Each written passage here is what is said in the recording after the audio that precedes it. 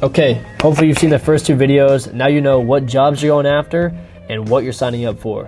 Here's the part that actually gets you hired into the oil field. This is where most people mess up, not because they're unqualified, but because their resume is wrong. They're applying to the wrong places, they're not talking to the right people, they have no idea who to contact, and we're gonna fix all three of those problems right now. So, the resume problem. I've looked at a lot of resumes, hundreds, and the number one problem is the same every single time. They're too vague. I'll say it again, they're too vague. And guys will put something like general labor or construction work and just leave it at that. They'll say helped build a house, but they won't say what tools they were working with. They won't say how many hours they were working for, how heavy the objects they were that they were lifting. Broad descriptions don't tell hiring managers anything.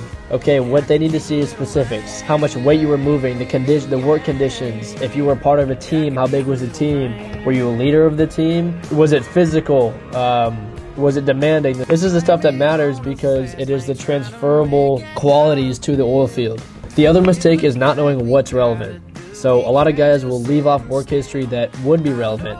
Say if you in high school did some landscaping, that's a common one that a lot of guys will leave out, but it shows that, you know, you're in the heat, you're in the sun, you're working with tools, you have responsibility to, you know, work with the homeowners and whoever it may be, but that's relevant. That's outside pretty rigorous labor. So you can include that. Manual labor, construction, farming, anything blue collar. Military backgrounds are awesome as well. If you were working on cars in your driveway, then that's relevant. That's mechanical skills. You know how to fix things. The oil field wants to know that you're not going to show up one day and quit because either it's too hard or you can't grasp what's going on.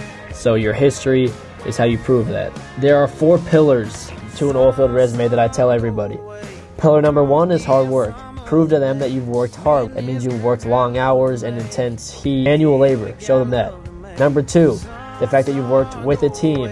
Being a part of a rig crew is, I mean, that's what it is. You're part of a crew on the rig. And it's so important that you're good at working with others and you can have the strength to lead and the faith to follow, all that good stuff. So, second thing, that you're working as a team, teamwork. Third thing, safety. Safety. Every oil field company is going to tell you that safety is their number 1 priority. The reason that is because that can threaten the life of the company. That's just how it is. So show them. They don't want anybody that's going to come on and risk the operation.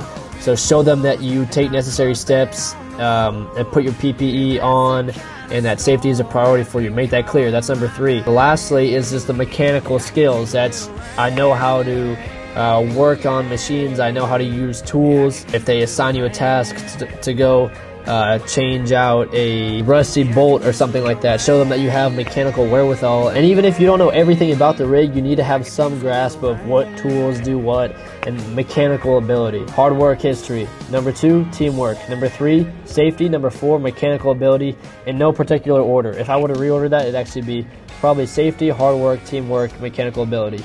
So you need that on your resume.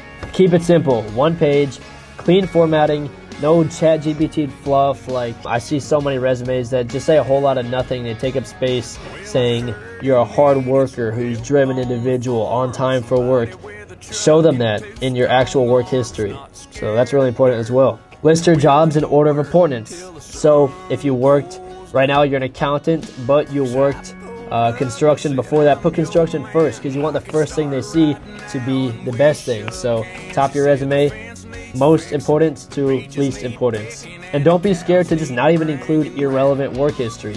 I don't think an accountant would have a place in the oil field, so I would just leave that out of it. Your experience section is everything, okay? List your jobs, 4 to 5 bullet points underneath them. Not helped with construction projects, but operated heavy equipment or lifted and moved materials up to 80 pounds, worked 12-hour shifts, whatever it may be. Specifics. If you have any certifications, they're not completely necessary, but it shows that you have taken initiative to get these certs, whether it be OSHA 10 or H2S certifications, even things like CPR. So how do you apply? Well, this part's probably the easiest. Don't just go on Indeed and mass apply to every relevant company.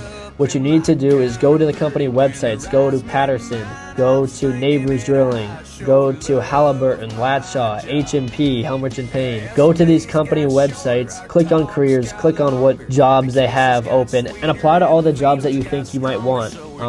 Even if it says 6 months oil field experience necessary, there's no harm in just going ahead and applying. Maybe they'll take somebody who's not oil field experienced but very blue collar experience. You never know. You miss 100% of the shots you don't take, okay?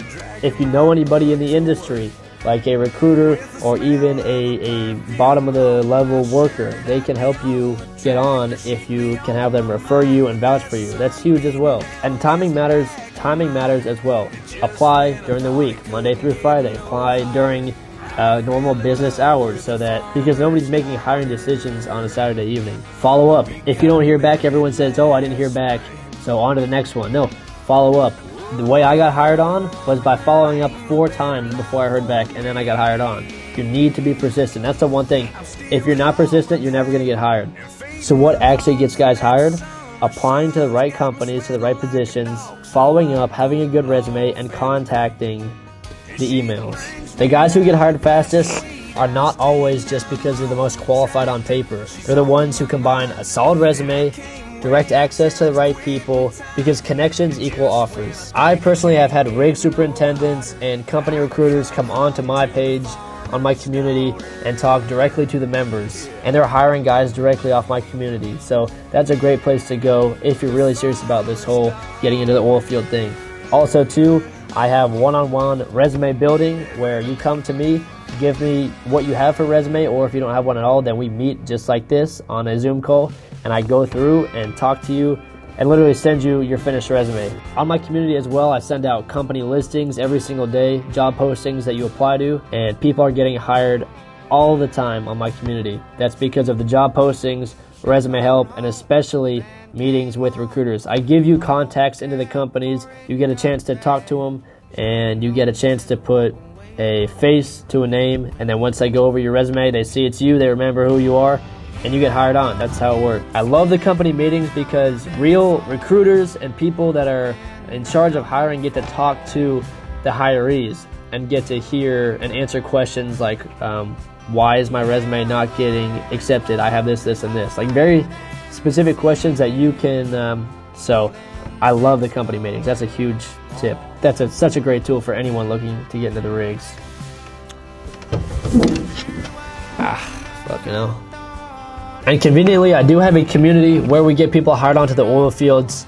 We do company meetings, so we have companies come on and talk to guys on Zoom calls, like rig superintendents, who's ever in charge of the rigs, and then also we have hiring managers come on, so literally the people in charge of getting people hired on talk to you, you exchange information, they get to put, you know, a face to a name, and then yeah, people get hired. I love the company calls because literally the guys in the community, the prospected hirees, can just talk to who's going to actually look at their application beforehand. It's like a cheat code. We also do resume building with me, where I meet with you on a Zoom call just like this, one-on-one, and I make your resume and send it back to you and review it so that when you're applying to these listings, you have the best resume possible. And then also too, I post listings every day, so you don't have to like go online, and you know, I got a ton of connections in the industry, so I know what jobs are dropping, and I literally just post them on the community.